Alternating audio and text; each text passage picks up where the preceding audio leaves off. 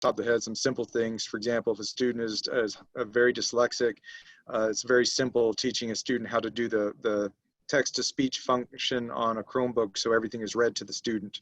I'm very successful in doing that last spring. But again, it's all going to be very individualized. The student from Ms. Atkinson, is STAR testing also happening for the 2020-21 school year? And if I had to answer that question right now, that is a yes, but there is a huge underground movement to have the testing cease this year. So we don't know if that's actually going to happen or not, but the commissioner has said that testing will proceed. All right, from Ms. West, what is the realistic expectation for virtual pre-K? Dr. Sermani? And if you mean about what the expectation is for learning, obviously there are some things we can do virtually and there are some things we can't do. So I think we can do more in person, obviously, but that's not an option for everybody to do in-person pre-K at this time. So we're going to do the best we possibly can. Now, I think the important thing is to remember is during pre-K, there's no like in 8th grade where you have to pass a STAR test in order to move on. If you're in pre-K and you're moving along, you're going to go into kindergarten. It's really about how much benefit can we give you during that period of time. The other way you can read this question, if I'm reading it possibly right, is how much stuff is expected out of a pre-K student virtually? Well, there's obviously, you don't want a pre-K student sitting on a computer for 7 hours and expecting them to pay attention. That's not going to happen. We know that. And so that's why the pre-K and kinder schedules look very different than any other grade level. And so you'll actually notice if you actually go through all the different example schedules, the time online actually changes as you get higher and higher in grade level. All right, thank you, sir. Where do we get login information for our children who have received a Google Chrome laptop from the school, for example, username and password? So those instructions are going to be out very, very soon. Obviously, if you're a returning student, you already have a username and a password. That does not, that has not changed. If you are new to the district, you will get all of that information. This is why it's so important to have the parent email updated and in Skyward, because that is how we will roll out that information. But that was actually part of our planning process today. Dr. Sermani, do you have any more details beyond that? No, other than we're pretty close. We are working on staffing. We've been actually watching people do it as I'm sitting here on my other screen, and we're going to be doing the staffing. In other words, assigning students to teachers over the next 2 days. That's the key point, which then the teachers can begin to reach out and give login credentials so parents can get up and running, or if they're having trouble with it, get help before school begins. Okay. All right, thank you. Will there be live video class available? Yes. Yes, there is a degree of live in-person video class happening at every grade level, PK all the way up to seniors in high school. And it varies depending on what's age appropriate, and it even varies in ways that might surprise you. Like freshmen need a lot more in-person, freshmen in high school do, than actually some 5th graders do, believe it or not. So yes, there will be. It is dependent on age. Pre-K has a lot less than others, as we don't expect parents to sit with a pre-K student and stare at the screen for hours on end. That's just not appropriate for parents or for the pre-K students. So again, we have some sample schedules that we have sent out in the last communication. Certainly look at those if you want to get a good sample for your particular child and your child's grade levels. Okay, thank you. Will the classroom be limited a certain amount of students, and will the school allow a full classroom of students? So we are staffed, we hire teachers according to the number of children that we have in a school, in a grade level, in a subject. So kindergarten through 4th grade, the ratio is 1 to 22. So whether you are teaching a virtual classroom or an in-person classroom, that's what we staff, 1 to 22. At 5th grade, we can go as high as 25. Of course, middle school and high school, it's in the mid-20s. So that's basically how we assign the teachers. And you're probably thinking, well, how are you going to accommodate all the regular number of students in a classroom? Well, we are getting extremely creative. I'm going to speak just honestly and just be completely transparent. This is something that we're still working on. We've got to work on really eliminating everything possible in a classroom that's taking up floor space so that we can seat children safely apart. And in situations where we can't do that, then the principal's going to step in and troubleshoot with that teacher and figure out what we need to do. If we need to balance some classes, we will. If we need to utilize the hallway, we will. If we need to utilize alternative spaces in a building, we will. And that's all part of the planning process. Luckily, we've got an extra couple of weeks because we're not planning to start in person until September the 8th. But that is, again, being honest and transparent, that is part of our challenge right now, making sure that we can adequately space the children in the classrooms. Will kindergartners be required to follow the synchronous learning, or can they do it at their own pace at any time during the day?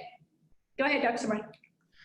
One of the things that we learned back in the spring and we heard from parents is they did want more structure in our early childhood classes, which is why we created some synchronous learning times for the young grade levels. So those are important times. They have a lot that we can do with those times and we're planning on doing. At that same time, though, we recognize that those synchronous times are not for every family. We do know, and I already been in touch with some families for which synchronous times are not going to work. So to answer your question is, yes, we'd like them being there, but if that's not going to work with your schedule, please reach out to your teacher or your administrator. We do know some workarounds for families. I know one family who contacted me says they just absolutely no way they can get their kids online till 1 o'clock for a number of reasons, and that's, you know, that's for their reasons. That's okay. We found a workaround on how they're going to accomplish whatever they need to after 1 o'clock. So if you're in one of those situations, please reach out to your teacher and or your administrator on your campus and let us work with you on and trying to get you the best education we can get you. Thank you, sir. What are you doing about our kids that are in special ed? What if we have a child that needs to be tested for learning disabilities? And again, you know, the special education and how we do that's going to be very individualized depending on the disability. But as far as testing goes, we've been actually doing, the assessment folk have been testing all summer long, so assessments are proceeding. If your child is in queue to be tested, they're in queue and there's a certain deadline that they'll meet. If you feel like your child needs testing for special education or for a potential learning disability, then reach out to the campus and let them know so they can get working on talking with you about that process. But again, if students need special needs, we work through what we have virtually. And if that doesn't work, we try to tweak. But that's exactly what special education is for, is to try to find those workarounds to help students who have different needs. All right, thank you. So you've got Meet the Teacher Nights, elementary on August 11th, middle school August 12th, and high school and River Forest Academy on the 13th. So you've got children in the different grade levels, and we'll send this out in the next parent update. But since you were lucky enough to join us tonight, you have those dates ahead of time. All right, next one, our school supply list still going to be sent out, even if we're opting to do virtual learning. Yes, the school supplies are still out there on the website. Now, if you're going to do virtual learning, in all honesty, all you need your Chromebook or you need a device at home. You need your basic pencil, paper, pens, just those basic things that you would need to do your virtual learning. Once you come on site to in person, you will probably need some of the other items as well. We have a group right now, a community group that's organizing a school supply drive, and we'll be ready to distribute those at the end of the month. But once again, we'll get information out about that. How will virtual classes for pre-K look like? I think we answered that one. Do you want to add any more to that, Dr. Sermani? Virtual classes for pre-K? I guess all I could say is that you know, there's some scheduled in-person whole class time so that kids can see their classmates and they can see their teacher and interact. You know, the teacher reading a book to all the kids at one time. There's going to be times where you will schedule your own time when you want to work on something with your child or have your child sit down and do it. And then there's going to be times when the teacher will schedule with you, the parent, a one-on-one time to work with the kid or one on a few groups together. very much like you would have in a regular class. The big difference between the regular class, the in-person, I mean, is that instead of having independent work time, those are going to be times you'll be with your child. So that's kind of a rough look at what a virtual pre-K class would be like. Okay, very good, thank you. When can we expect to get schedules for virtual classes? More than likely, you'll get a lot of that information on Meet the Teacher Night. But once again, we expect to start sending out communications about that late next week. If you don't make the Meet the Teacher Night, they'll all go out on the parent email portal system, and the kids who already have Google Classroom Gmail accounts who were with us last year, those will go out on their emails as well. So two ways, kids will get it on their email, and then the parent email will also have all the instructions and schedules. Dr. Thornton, is there anything different with that, Dr. Sermani? With the, when can we expect to get the schedules for virtual classes?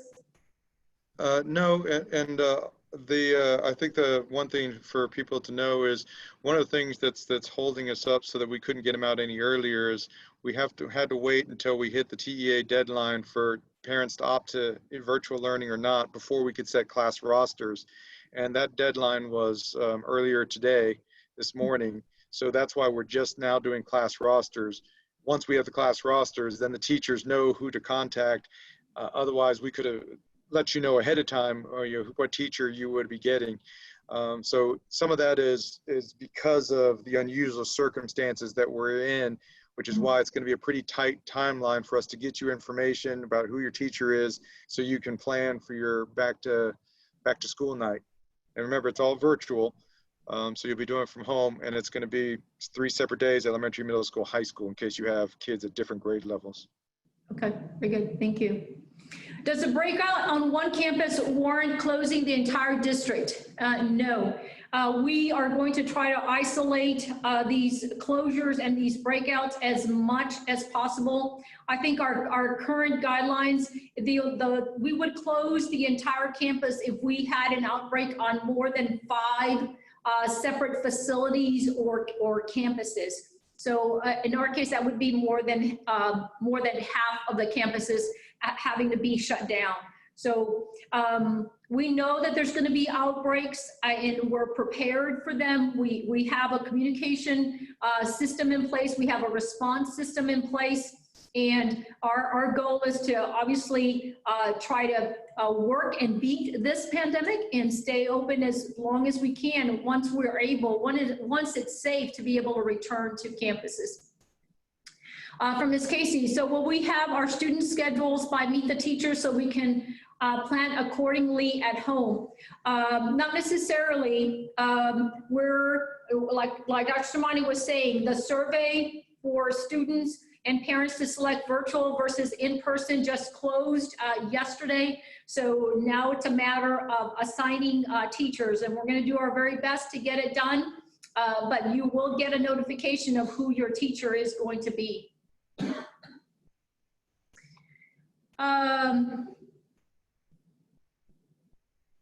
We got an email from the Transition and Life Skills Coordinator asking if our child wanted to return for in-person instruction on August the 18th.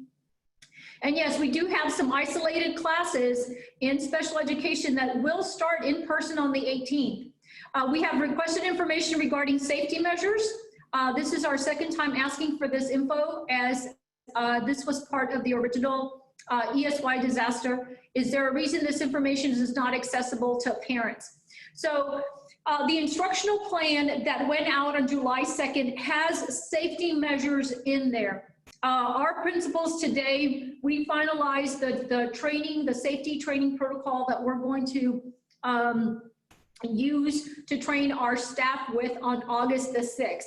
That is part of the same information that we're going to use to share with parents. We are required to post our safety plan and make it public at least 1 week before we start in-person instruction. So Ms. Smith, we'll make sure that you get that information. It's pretty solid. It's information that can be shared with you. So give us a day or two and we will get that out to you, because obviously The safety plan that we developed for July 2nd was a starting point, and we've added a whole lot of layers to that safety plan since July 2nd. It's a moving target because Yes. of all the changes that TDA and CDC and others. Yes.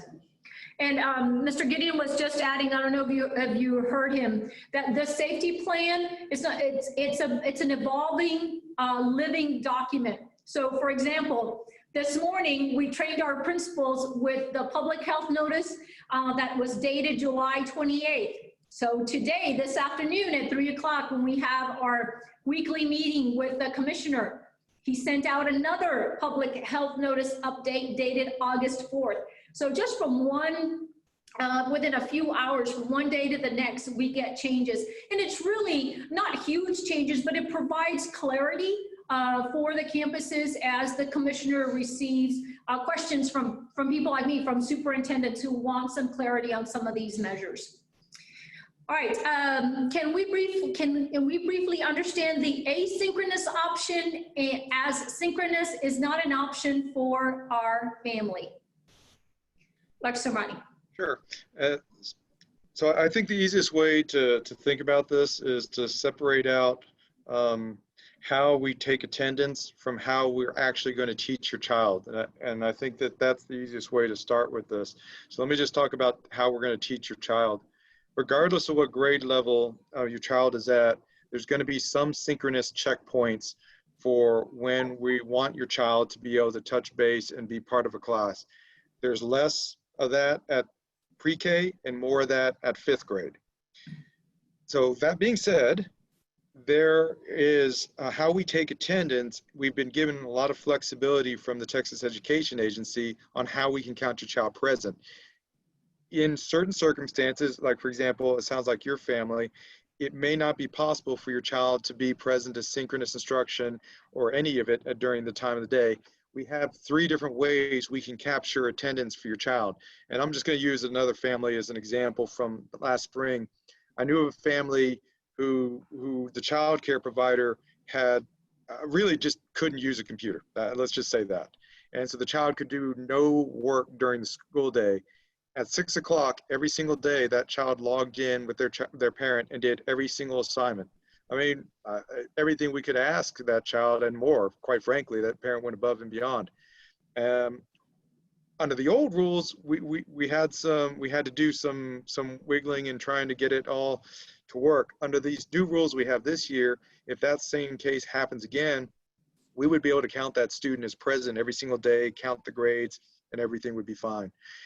So going back to answer your question, that's kind of the difference. There's not so much there's an option, but we can provide you options to meet your unique needs if these synchronous touch points don't work for you.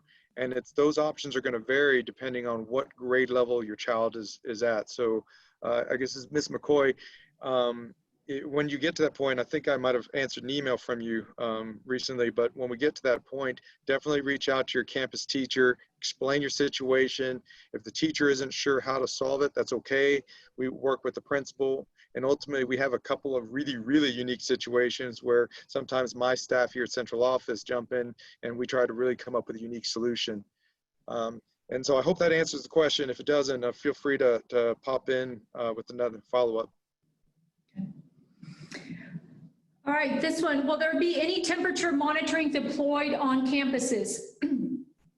So the answer to that is no. When the children arrive on campus, we are not going to be taking their temperature. Here's where we need a full-scale cooperation from our staff and from our families.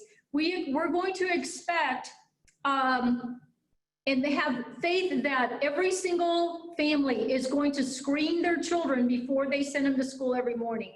And we're going to expect every single employee to screen themselves every morning before they set foot on a campus. Now, do we have the ability to take the temperature if there's a child who's not feeling well, or somebody who starts appearing sluggish, or the teacher just notices some unusual behavior with a child that he may not be feeling well? The nurses will be on the spot, and yes, we're gonna take temperatures on campus, but not as one of those things that we do every morning. So safety is gonna begin every morning when we wake up. We have to screen.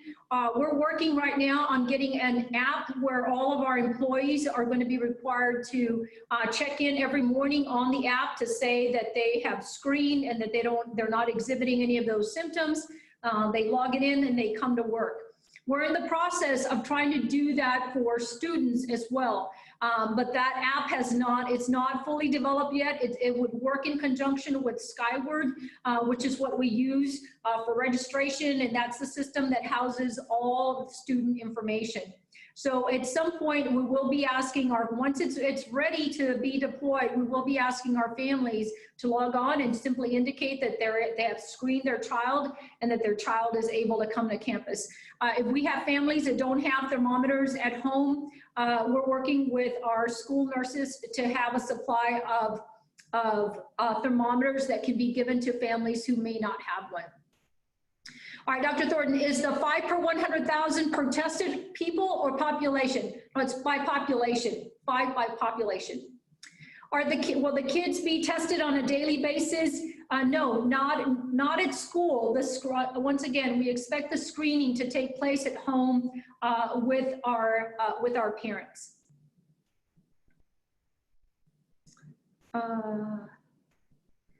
For the kids that are expected to be on at certain times, what happens if they are late logging in or have trouble?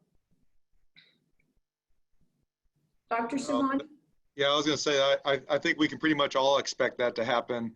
We've already learned that from last spring. We've got a couple of things. One, we've learned from our mistakes, and we're going to have some little bit of help ready to go for both for parents and kids. But I don't want anyone to think that if my child is struggling to log on, they're somehow in trouble, going to get marked absent for the day because they couldn't log in. It's going to happen. We realize this. Mm-hmm. What we're planning on doing, especially early on, let's say if someone has to log in at 10 a.m., the child doesn't log in, well, once the teacher's done with instruction, they're probably going to email or reach out to the parent and say, hey, your child didn't log in. Is there a problem? Can I help you? If we can't get a hold of the child, the administrator will have a list of students who didn't show up, and the parent, just like normal, you can email and say, hey, my child's going to be absent today for whatever reason. If we don't hear anything, then the administrator might follow up later on that afternoon to call and say, hey, we missed you. Is there something we can do? And things happen. Your internet may go out. Okay, well, we need, that's great. Well, it's not great, but we need to know that. And so we can take care of that and work around it. So, yeah, don't anyone feel like if you miss a login that everything's going to go bad. Life is going to happen. I would be surprised if one day one of our computers go out on our end and we're going to have to contact everyone and say, sorry, we can't log in on our side. So. Okay. How do I know who my child's classroom teacher is? We're working on that with those assignments. They're taking place as I speak. So once those assignments are made, you will get a communication who your child's teacher will be. For kinder students, will they get packets for at-home work? If not necessarily, if for some reason a teacher has something that they want the child to have, or they want their children to have certain books, we will make sure that they get delivered safely, probably dropped off at the front porch for you. But we don't anticipate that. But again, if we require it, we're going to make sure you get it. If a student needs to be away from the computer, I think we talked about that, needs to be away from the computer during the day for an appointment and misses a live class. So, I was just going to put in a plug here that, interesting enough, that if a student, right now, if you're an in-person student and you miss school because you have a doctor's appointment, you get counted absent. Actually, in virtual learning, you can miss all the day, but then do all your makeup work that same day, and we can still count you present. Mm-hmm. Yeah. Very good. Are Chromebooks still available? Yes, they are. Will incoming kindergartners need one as well? Yes, they will. So if you did not pick one up, the next parent update should have an updated delivery schedule. And we know that the distribution the technology, the device distribution schedule went out with the latest parent update. If you want to go through your email, the schedule should be on there. So we have plenty of Chromebooks. We have one available for every child. Tomorrow at the high school from 4 to 6. Okay, tomorrow at the high school from 4 to 6. And at Farley from 10 to 2. And at Farley from 10 to 2. All right, this is from Ms. Gutierrez. Please reconsider the use of face shields. There are many out there that cover below the chin and past the ears to provide appropriate coverage. So, Ms. Gutierrez, unfortunately, we are following the Texas Education Agency Public Health Notice Guidelines. And the face shields, children can wear the face shields if you want your child to wear a face shield. But as far as being able to enter on campus, the expectation is that as the children enter, they've got to wear a cloth face covering. That's the guidance that we're receiving from TEA. So that's not necessarily a school district position. You've got the list there, the link there for the school supply list, in case you're planning for that in-person instruction on September the 8th. Oh, good question. If we didn't reply to the email about virtual versus person learning, what will we be placed in? If you did not tell us you wanted virtual instruction, we're going to assume that when we're ready to be live and in person, that you will bring your child to us. So once again, if you didn't select virtual, then you're in-person instruction when we're ready to deliver in-person instruction. Next one from Heidi. How do I know if my child has appropriately kept up academically? Our teachings adjusted according to what we missed last year. Yes, and rest assured that all of our children, every child across this nation, across this state, lost at least 10 weeks of instruction. So that's been part of Dr. Sermani's charge. He and the entire instructional team have made adjustments to the curriculum and instruction, the scope and sequence that teachers are following, and they're making adjustments for those skills that they know were not taught at the end of last year. So we've got plans in place to shore up some of the learning that our children lost. Dr. Sermani, you want to tackle this? What is the status of dual language for kindergarten? We're ready for dual language in person and virtual. We're settling the staffing tomorrow, but yeah, we're a go. Okay. Very good, thank you. Our lunch is going to be available the first weeks of full virtual learning, like in the spring. Yes, so we are going to provide breakfast and lunch on every single campus during virtual learning. So yes, from August the 18th to September 4th, we're going to be providing curbside breakfast and lunch. And the next parent update will have the details on how you go about picking up meals. Will this meeting be available later for those that missed it? So tomorrow you can, there's a meeting for our middle school parents tomorrow. Thursday is for high school. And then on Friday, we have a session that's just in Spanish for our dominant Spanish speaking families. So I wonder if you're asking if it's going to be recorded. It is, yes. So Mr. Robinson just kind of said that to me on the side over here. All right, what happens if we're having issues with our ISP and not able to get online? I think we addressed that there'll be, we're gonna work with you. You're gonna know who your teachers are. We expect outages to occur. That's just the nature of what occurs. But once again, it's the kids are always, between the 18th and the 4th, you're gonna have a pretty solid schedule of what's gonna be occurring every day. If you miss out one day, you log on as soon as you can and try to catch up. Good evening. What are the lunches going to look like?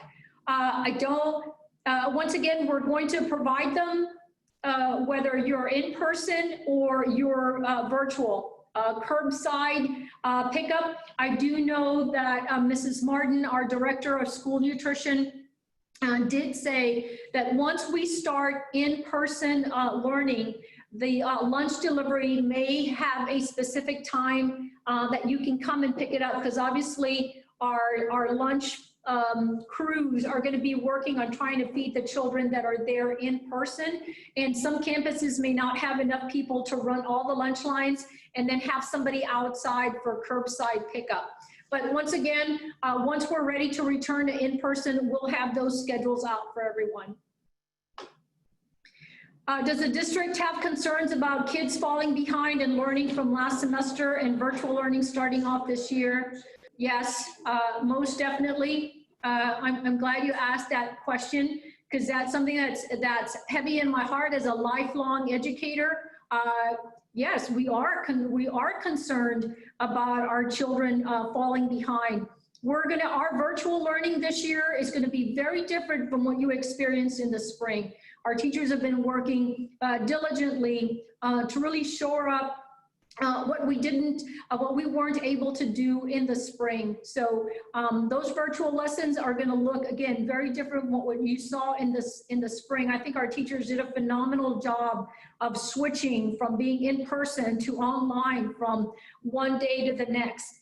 But obviously, now that we know that this is a landscape, you bet what we're going to deliver is going to be of a much higher quality product, and a lot more required touch points and opportunities for teachers to have that face time with children, even in a asynchronous model.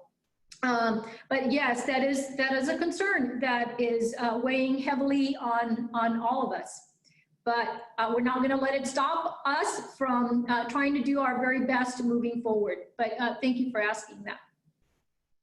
Will a Chromebook be needed, or can the student use their own device? So during virtual learning, while you're at home, if you did not pick up a Chromebook and you have a device at home that your child can use, they can use their home device. They don't need to have a Chromebook. However, once they start coming to school, especially middle school and high school, the children will need their Chromebook, just like a textbook. They're going to need to bring it with them each and every day. So when we're ready to start in-person instruction, the only devices that we allow on campus for security reasons are our own district-issued Chromebooks. So just something to keep in mind. If you didn't pick one up, you're okay for right now. But once again, once you start the in-person, if it's a secondary student, they will need to pick up a Chromebook. And we will have some, no worry. Do pre-K and kinder kids have to wear their masks all day? No, they do not. All kids, regardless of age, have to wear their masks if they're riding a bus, as soon as they walk on campus, while they're in the hallways and moving from one location to the next. But once they get into their classrooms, pre-K through third grade will not have to wear their masks all day if they're inside their classroom. Once they leave if they leave the classroom to go anywhere, obviously that's an expectation. We all mask up and we go, but not inside the classroom. I have a concern about home screening for COVID-19 before leaving for school daily. Most times incubation and spread of the disease is already going on before it's captured. How do you arrest the situation if it arises? Yes, we do. We know that that a lot of times you're not going to catch it right away. This is a guidance that we've been given about the home screening every day, other than requiring testing for every child and every staff member weekly. This is our best defense right now, is for us to take responsibility for that ongoing monitoring. And that's in addition to all the other prevention and mitigation efforts that we're going to have in our safety plan. Yes. So did y'all, you want to go ahead? Let me mute Selena. Okay. That'll be a tool in the toolkit that's in addition to all the prevention and mitigation efforts that we're going to have, from how we're going to sanitize buildings to how we're going to do contact tracing, the social distancing guidelines, wearing the masks. It all comes down really to keeping our hands washed, personal hygiene, wearing those masks, doing the social distancing, and then doing those daily safety, those daily screenings.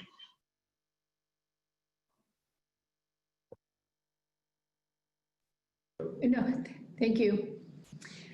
Will remote work with any computer, or does it need to be a Chromebook? And how do you change from in-person to virtual? So the work is web-based. So whether you have a Chromebook or a Microsoft device, Lenovo, whatever it is you have, that you're going to be okay. It does not have to be on a Chromebook. And how do you change from in-person to virtual? So obviously the deadline for notification has passed for now. So once we are ready to start, we'll send out the dates. We're gonna need to know whether you want to make a change from virtual to in-person or vice versa, at least 2 weeks before a grading period ends. So again, we're gonna have to start with what we have right now, but and then we'll send out those dates for making changes. What are the dates for checkpoints to decide if students will return to in-person versus virtual learning? Right now, our checkpoint is August 20th, August 21st. You'll more than likely get a notification really late on Friday, the 21st, letting you know whether we're going to extend virtual learning beyond September 4th, or whether we're going to allow the in-person instruction to begin on Tuesday, September the 8th.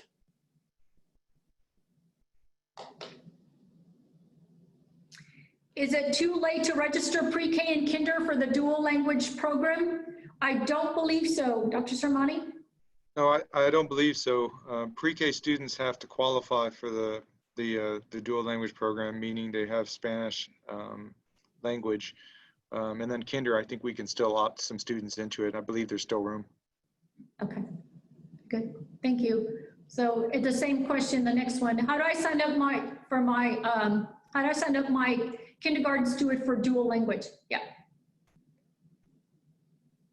And so, Senora, you are probably going to have to email me or your campus to get your student in there, unless you haven't registered at all, in which case just go through the registration process and request the dual language program when you register. Yeah. How are we paying for lunches? There is a link on our website to set up an account to pay for the lunches if you don't qualify for free or reduced lunch. It's on the website, isn't it? Yeah, it's on the website. And once again, when we send out the next parent update, we'll make sure we include that link in as well. From Ms. Witcher, well, we have the same teacher as virtual and in-person. So at the secondary level, you may have the same teacher that you have virtual as you do in person. So at the secondary level, meaning middle school through high school, teachers have 6 sections, 7 sections, and 3 of those sections may be with in-person kids, and 3 of those may be with virtual students. At the elementary, it's not so cut and dry.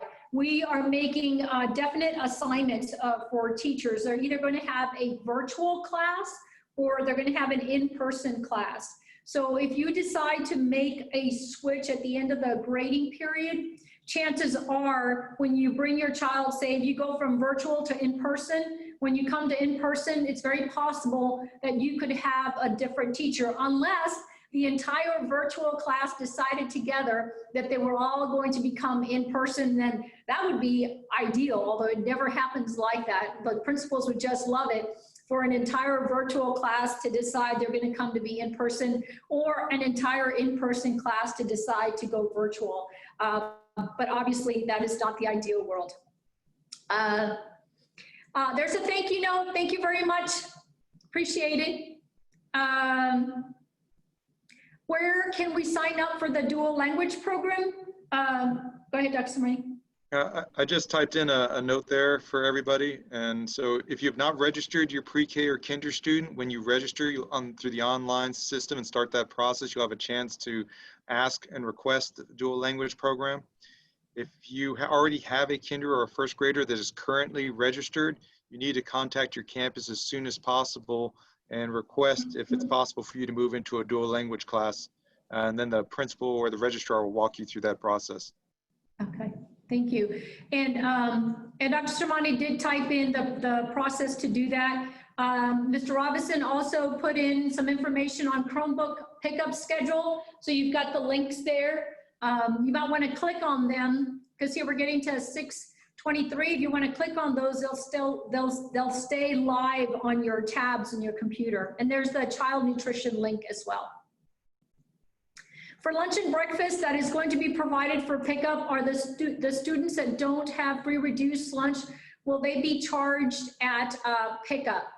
Ms. Odessa, more than likely, in the spring, we had permission from the Texas Department of Agriculture to just feed anybody that came in. We had to take names down, obviously, but if they were school-aged children, we were feeding children from daycares, we were feeding children from charter schools. And so that was, as long as we took the children's names, that they were public school-aged children, we were able to feed them. Starting this school year, we're going to revert to our normal guidelines for feeding children. If that changes, we will definitely put that out to everybody. But as far as I know right now, you're going to have to qualify for free or reduced lunch. And if you want to pick up breakfast and lunch from here, it'll be just on the pay system like we had last year. How does paying for lunch work virtually? Is it automatically deducted or will we be entering a lunch number at pickup? More than likely, the lunch ladies will work out a system with you. They'll need to know the student name and the ID number, and they will enter in and do the deduction automatically online. So I know Anna Martin, our Director of School Nutrition, is working with her staff on a system for the pickup line, so it doesn't become, so you're not sitting there too long and doesn't become too laborious, but they're working on a system to be able to get your children's ID number so that it can be deducted from their account. Another thank you, appreciate it. You're very welcome. That's why we're here. We love our children and we love this community and we're trying to do the very best by them. So we appreciate you recognizing that. It's been a very long spring and summer for us, but we have a lot of heart for this job, a lot of heart for our children, and that's why we're here. Mr. Robinson, make sure you have registered your student for school, and there is the registration link. So we had something interesting. It's not funny, but to us it was a little bit funny. With the parent survey that went out, you know, parents had to select whether they wanted virtual. We had a lot of children that just popped up. They weren't in our, we don't know who they are. And we're talking a little over 100 kids whose parents told us they wanted virtual instruction, but we do not have their names in our database. And right now our campuses are going to reach out to those families and find out who they are, because we're thinking that some people may have shared the link or people got confused that by signing up virtually that was registration. And so two separate things. You telling us that they want virtual, if the child has never been in our schools, they are not registered and the children need to be registered. So we're thinking we may have children from the Panhandle, or we may even have children from New Mexico or Louisiana. We don't know, but we have 100+ extra children on wanting virtual instruction. Another thank you. Thank you, Ms. Heather. We appreciate that very much. Dr. Sermani, how do you know if your child has been accepted in pre-K, and also is this the same way to enroll your child? Any pre-K enrollment questions to go through Lynn Smith, and I put her email address in the chat. She keeps track of everyone who's completed their pre-K enrollment. So it's lynn.smith@huttoisd.net, but it's in the chat. It's in the chat. Okay. Very cool. Another thank you from Dr. Thornton. Thank you very much, Dr. Thornton. Appreciate it. And this one from Mr. Gideon. Thank you, parents. Just want to reassure everyone from operational and safety perspective that our standard response protocols for dealing with the spread of infectious diseases works effectively against COVID-19. And Henry will tell you, he is the main, he is our advocate, our spokesperson for safety and security. What most people don't know is that our operations folks were working hard against just the flu. So a lot of these basic cleaning protocols, yes, we have to take them up a notch, and we've got to be more aggressive. But our operations folks, our custodians, they know about proper cleaning and sanitation. Says we have a lot of experience with the flu seasons, H1N1 and other type of concerns. The prevention and mitigation efforts will include enhanced sanitation and different controls for indoor air quality. So there's a lot of work behind the scenes happening with our HVAC systems. The bond that you parents helped us pass last spring, we're replacing HVAC systems on all of the campuses, and by replacing HVAC systems, you improve the air quality that's coming into our buildings. As stated before, yes, all of our concerns, we all have to do our part, our community, our staff, our parents, our kids. We've got to buy into our safety measures. And if we all do our part, I honestly believe that if we have an opportunity to be in front of our children and we teach them about what's expected for safety, that we can beat this. Because that's the only way we're going to get past this pandemic is by each and every one of us doing our part to keep ourselves and our children safe.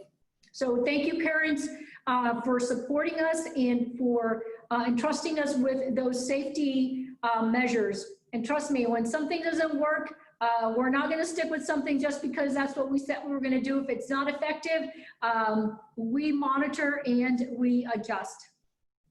Another thank you, Ms. Cheney, for all of your work. Ms. Cheney also on the line. She was part of our task force that developed that first instructional plan. Thank you, Fabrice.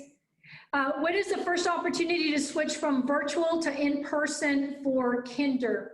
That'll be the 2 weeks before the end of the first grading period. And I don't have that date memorized, but we will get all of those dates. It'll be, so for elementary school, it'll be 2 weeks before the first 9-week grading period. For secondary, middle school, and high school, it'll be 2 weeks before the end of the first 6 weeks. Okay. Again, another thank you. You all are very welcome. We appreciate you logging on. And if you've got other parents who have middle school and high school kids, we're on this entire week. So we're more than happy to make ourselves available and provide clarity. We know that we all want what is best for our kids. We want safe environments, and we want to be in front of our teachers. They're the heartbeat of this school district, and I know they want to be in front of their kids too. Is enrollment still open? Kids coming from other cities? Yes. So we closed the year with 8,200 kids, and we are expected to hit 8,700. By all indications of what's happening, if you talk to any real estate agent, they have not slowed down. Houses continue to be sold, and folks are coming. We're expecting, we might not get everybody the first few weeks of school, but we know that once our families get an idea for what's happening with our instructional plan and what's happening with our safety plans, that we're going to win them with confidence. So we expect children to keep coming, and we'll keep hiring folks to teach our children as well. My email address, it's kind of long. I'll send it to her. Oh, you sent it to me? Okay, yeah, it's selena.estella-thomas@huddleisd.net. You're very welcome, Ms. Amber. Thank you all for the kudos. Last question. The last question at the bottom, someone asking Henry about construction work on Hutto Elementary. Oh, okay. Okay, Henry, this one's yours. It's our last question. It's 6:33. Thank you all for hanging in there with us. What is the construction work on Hutto Elementary about? Awesome. Hopefully I'm not going to echo, or I'm going to try to ignore it. Why don't you come stand? I'll do that.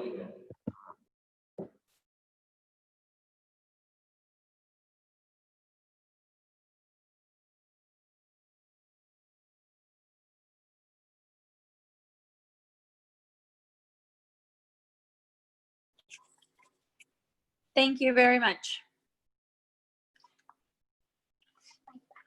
Bye-bye.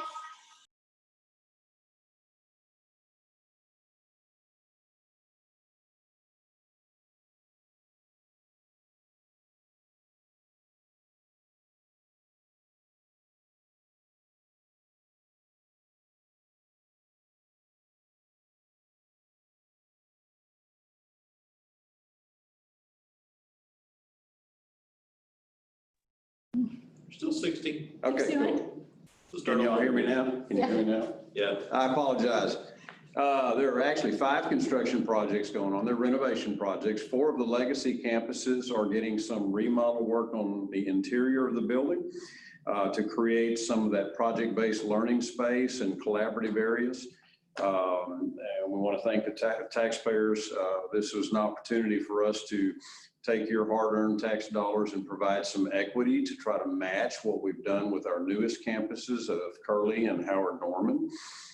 In addition to some interior work that's being done, we refreshed all the furniture at these elementary campuses to give us the new styles of furniture that our youngsters are learning with, and also to increase collaboration and at the Hutto Elementary campus. And in addition to the interior work at the 4 legacy campuses, we're remodeling the courtyard to create outdoor learning spaces, which is timely because now we'll be able to use those spaces when the weather is good for teachers to be able to swing out during COVID, so we can spread our kids out and they can learn in a variety of different manners because we have more space that they'll have at those campuses. At Hutto Elementary School, we're taking our now oldest elementary campus and doing a significant remodel and renovation project. So for the next year or so, we expect the school to operate while construction is ongoing. Of course, safety will be very important in that process, and we'll work very closely with Ms. Rosser and her administration and her teachers and the students. But it'll take 2 summers to completely handle that project, which will bring us a really great renovation to the entire campus. It'll increase our capacity there. And again, it's also to bring Hutto Elementary School in line with our modern campuses so that we've produced some equity across the board. If you get a chance, we can share with you, but I'm sure Gay would be happy to share maybe with the Meet the Teacher night, sort of the expectations of what that new venue will be when it's all said and done. It's going to be great, and we thank the taxpayers for supporting us in that regard. All right, folks, thank you all once again for joining us tonight. As always, you can always reach out to us on the coronavirus email, or you can email us directly at our own personal emails. They're all online, and we're happy to engage and have a conversation. If you want us to call you, we can also do that as well. So you all have a safe night. Continue to be safe. Be good role models for our kids so that they know it's going to take all of us to get this school year off and running. All right. Have a happy Hippo night.